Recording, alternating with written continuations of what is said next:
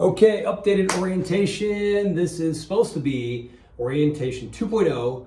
This is May of 2026. Lots changed, but the principle of chiropractic has not. Here we go. First thing I like to begin with is a question. If you could take a wild guess as to the number one reason a person goes to the chiropractor, what would you say? Hey, Google it. Go ahead and pull it up on your phone. That's right. The first thing you see, low back pain. Second place, neck pain. Third place, headaches. Those are the three most popular reasons a person picks up the phone, texts, emails, jumps on social media, schedules an appointment with a chiropractor. Okay? As popular of a reason as those three things are, those are the worst three reasons to go to the chiropractor. Okay, let me explain to you what I mean by that. Chiropractic, properly utilized, is not a treatment for anything. Chiropractic rests in another category. As a matter of fact, I'm going to tell you a little story. A few years ago, I was doing a presentation to a group of ladies downtown Omaha. They wanted to know what chiropractic was. As I was going through this, I said, you know what, let's start with a question. And I asked the whole group in the audience, I said, who can say they have a better quality of life today than you did 5 years ago? Go back in time, 5 years ago, 2000, whatever it would have been, and compare yourself today. Raise your hand if you're better today, your quality of life, your health, everything's better today than it was. Okay? And guess how many hands went up when I asked that question? 0. All right, so I asked the question again. And finally, 2 hands went up on each side of the room. And I remember having those ladies stand up. And I said, okay, please tell me your stories. Woman number 1 on my left, what did you do over the last 5 years to improve your quality of life? Now, without thinking too hard, what do you think she said? How do people typically get healthier? They live a better quality of life. Yeah, you're probably thinking of, diet change, exercise, maybe lost weight. Those are the 3 things she mentioned first. And then on top of that, instead of adding good things, she took something away. She stopped drinking. Okay, drinking alcohol, that is. Okay, so she stopped drinking. Everybody clapped. Congratulations. She sat down, the other lady stood up. And guess what? These 2 ladies didn't know each other, didn't know each other's stories. This other lady said the exact same list of things as to why she's better today than she was 5 years ago. Okay, but the difference was, she quit smoking. So they both quit something bad, added things good. And I said to the whole group, I said, if they continue to do these things, what's the next 5 years going to look like? And everybody in the room agreed they're going to look better, they're going to be better, they're going to continue to maintain that. Perfect. I said, you know what I've never heard in the last 15 years of asking this question? I've been asking groups of people for over 15 years, who's better than they were 5 years ago? Who's healthier? Who has a better quality of life? Nobody to this day has said that they are living a better life because they're on more drugs or medications, or because they've had more surgery. Now, I'm not saying those things don't help people once in a while, save lives in crisis care situations. Person can't walk and they get a knee replacement. Not ideal, but now they can walk again. Yeah, I'm not talking about that. But most people associate drugs and surgery to something kind of negative. I don't want to be on those things. I don't want those things done. Injections, kind of the same thing. Who looks forward to getting a needle shoved in their body? Not many people. Okay, so drugs, surgeries, injections, okay, all those are what we call treatments. Okay, they're in the medical realm. We're going to say medical treatment. Those 3 things are. There's more in the medical treatment world, but that's it. Okay, that's the objective, is to get rid of something, whether it's pain, a symptom, a condition, a disease, cancer, whatever it is. That's the medical objective, to treat, diagnose, and to try to cure basically the body of its ailments. What's this other category that we talked about? The people that listed all these things that were good and they're going to continue doing to stay good, those are called, not treatments, lifestyles. Good quality lifestyle choices. There's a difference between the 2. Treatments focus on symptoms, diseases, conditions, and getting rid of them. Lifestyles focus on, hey, these are good things that are going to take care of my body, and I want to keep going that direction. Chiropractic lives in one of these categories, and one only. Now, you may have heard chiropractic can treat back pain and neck pain and headaches and all the other stuff, all the way down to ingrown toenails. Well, I'm going to tell you today, it treats nothing. The purpose of chiropractic is not to treat anything. It is actually a lifestyle, category number 2 here. And now we're going to talk about what the lifestyle of chiropractic is. Okay, so you're like, what is chiropractic? I'm glad you're asking that question. All right, chiropractic deals, here it is, with every level of human performance. What does that mean? Human performance? You talking about like a track athlete or a musician or someone who's performing a job every day at their career? Yes, but more than that. Okay, if we say human performance, okay, the first P that we're going to talk about, performance. Chiropractic deals with every level of human performance. What in the world is that, okay? A performance would be me dropping down and doing 20 push-ups. That's performance. Me sitting down, playing the piano or the guitar. Yes, performance. Going to a sporting event, watching a baseball player smash a home run. That's performance, okay? All the things we do with our body on the outside, catch this, and all the things that happen on the inside. Right, every organ, cell, tissue, gland, system in the body performs a job. What does the heart do, for example? It pumps blood. Did you know the heart beats 100,000 times average a day? Think about that thing. It's just going crazy in there. Think of doing 100,000 push-ups in one day. There's no way. Most people can't even make the 10 or 20. Okay, your lungs, another organ in your body, major organ, breathes about 20,000 times a day. All right? Your stomach and your intestinal system, your entire digestive tract is over 26 feet long. How does that all fit in here? And that system is taking the food you ate this morning, the bacon and the eggs, it's breaking it down, and it's turning it into new parts and pieces of you. That is absolute magic. God made us in an amazing way. Okay, we could go on and on and on through all the organs in here. The kidneys filtering hundreds of gallons of blood, the liver performing over 500 jobs. There's so many things. Your eyes taking in light and image and allowing your brain to interpret that image. Every organ in your body is performing a job. That's what I mean by human performance. And every single performance, every single function is coordinated by a power supply. That's the second P. Power supply. Just like a battery. Okay? What's the battery? What's the power supply? What's the source of life functions in your body? Look at this huge chart next to me. It's screaming out at you. Yes, the brain and the spinal cord. Okay? I say the brain and the spinal cord because the brain continues. It's not separate from the spinal cord. If you trace around the outside of the brain, it doesn't stop or just continue here. It goes down into the spine and back up and around. So the brain has a tail called the spinal cord. They're together.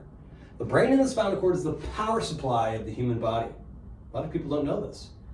Let's go back in time when you were a tiny little embryo inside of your mom. I mean, we're talking the size of a little chia seed. Everybody loves chia seeds today. Puts them in their yogurt and their water and whatever else. Think of, you once existed as the size of a chia seed. Now, it was about 15 to 17 days after conception when the sperm and the egg met and divided and divided and divided. 15 days of that, and then you finally kind of look like something. Okay, you look like a peanut. That's the shape that you're in, but the size of a little seed. The first organ in your body is created at about day 17. What do you think that is? The most important system in your body. That's right.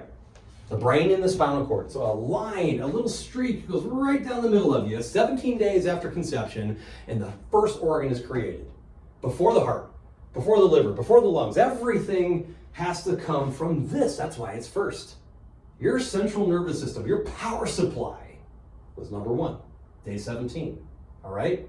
And then things started to come from there. You see how the nervous system has all these branches and connections? Yeah, all that stuff happens next over a period of 9 months.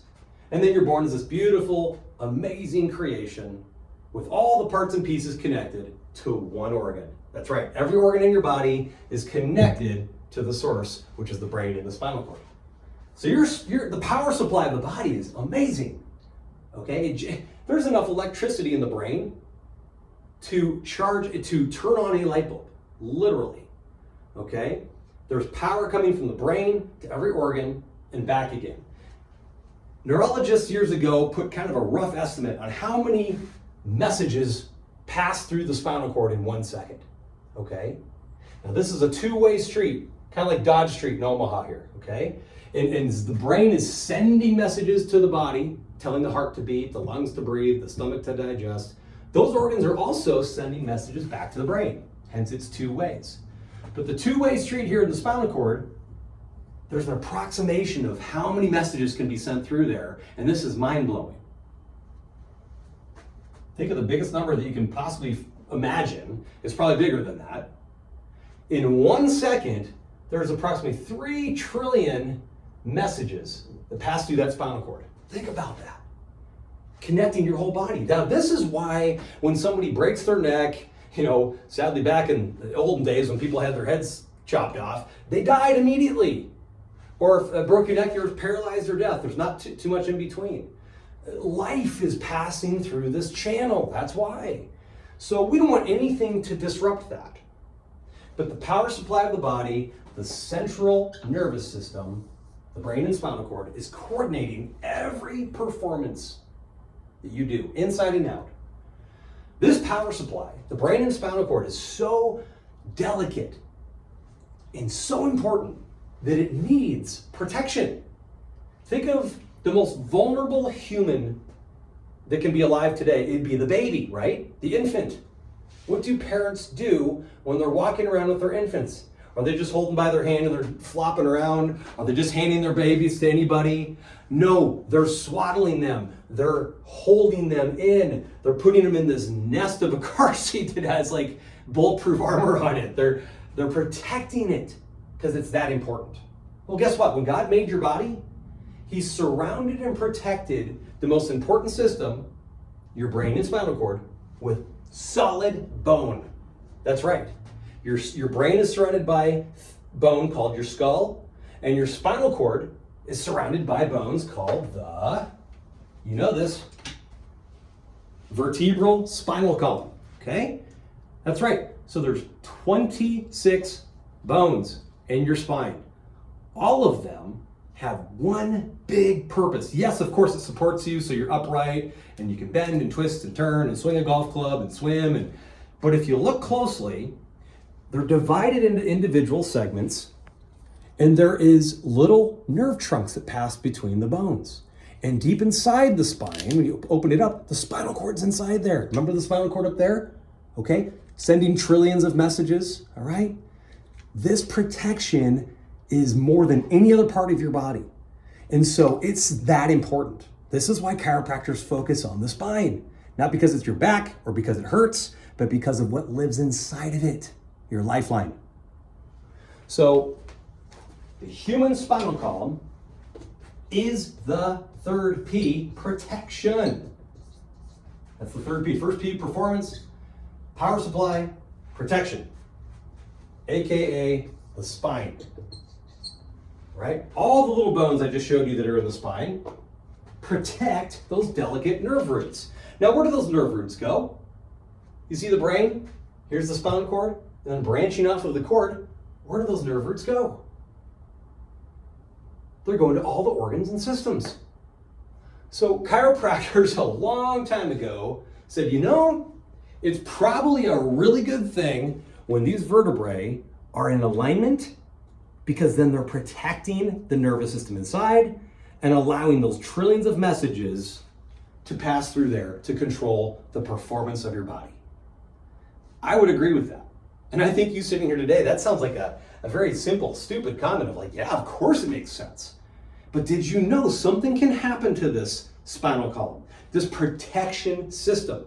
Something that chiropractors are concerned with, something called a vertebral subluxation. Yeah, that's a long phrase of a word, right? Vertebral subluxation. That's when one of the vertebrae, one of the bones in the spine, is not aligned, but now it's misaligned. Okay? It's now misaligned and it's now blocking or interfering with these nerve messages to the body. Why is that bad? Where are those nerves going again? Look at my chart. All the organs and systems, trillions of cells and systems in the body are connected to these little nerve roots. So if we block one of them or a couple of them, is that ever good? Of course not. So a subluxation, as you just told me, is always bad, okay? And if you were to guess what a chiropractor does, what would you say? Based on what I just showed you. Our only job is to find where this is happening and do what? Gently, gently, gently, specifically allow that vertebrae to come back into alignment. And when that happens, guess what? When you are given a precise, I'm getting ahead of myself. The subluxation is called the power outage.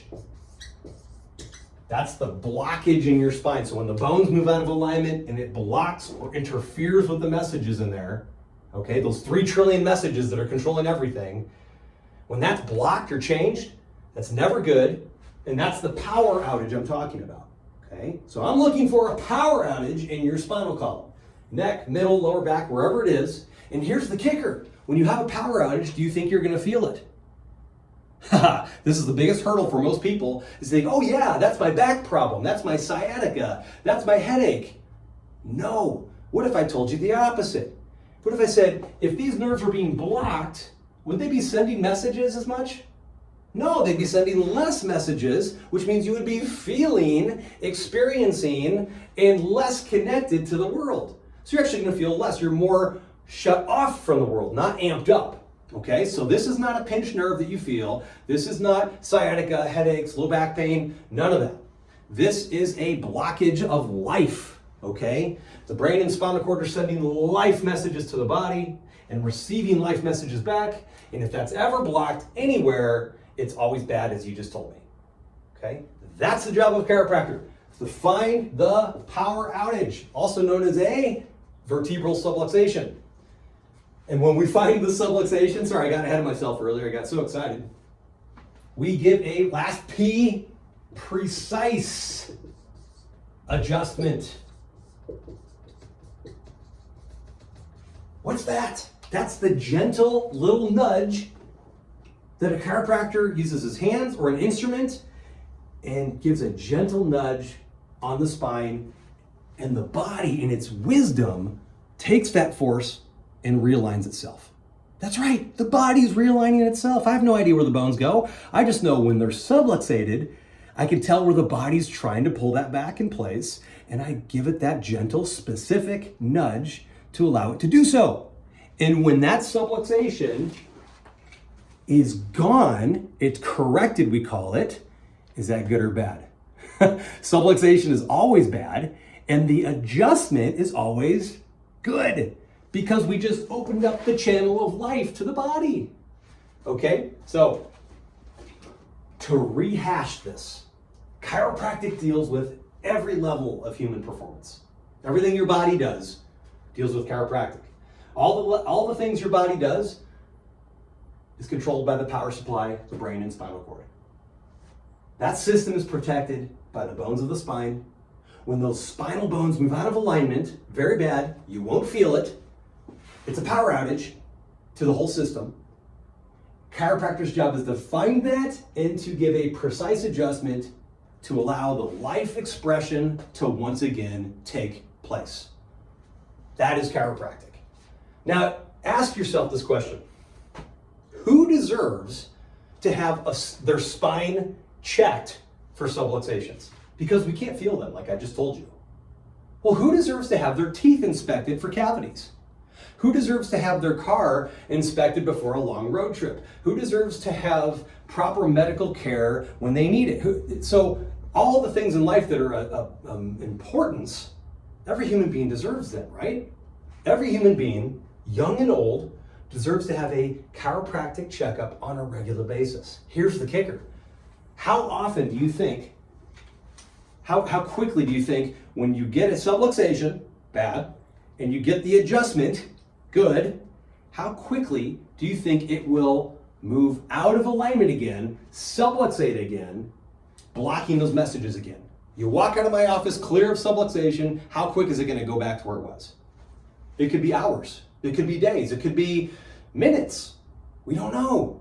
Because we don't know, I tell my clients to come in on a regular basis. For how long, Doc? How long should we stay clear of subluxation? How long do you want to have a greater expression of life in your body? Just for a few months? How about just a few years? How about for life? Because it's a life service. Remember, it's a lifestyle? Okay, so that's chiropractic. Now, because I offer this as a lifestyle on a regular basis, it's got to be something where you can just walk in and get checked on a regular basis. I'm open 4 days of the week with an open schedule that I'm going to give you. And I also have a very affordable fee system for whole families because I believe everybody should be getting checked for subluxation. You might think in your mind, oh, my mom or my dad or my brother, their health is horrible. They need to be here. Yes, they do. But what about the person whose health is, quote, fine, and they don't have any, quote, problems? That has nothing to do with chiropractic. Who did I say deserves to get checked, regardless of health or sickness? Everybody. Everybody should be here, regardless of symptoms, because we're not treating symptoms, we're opening life channels.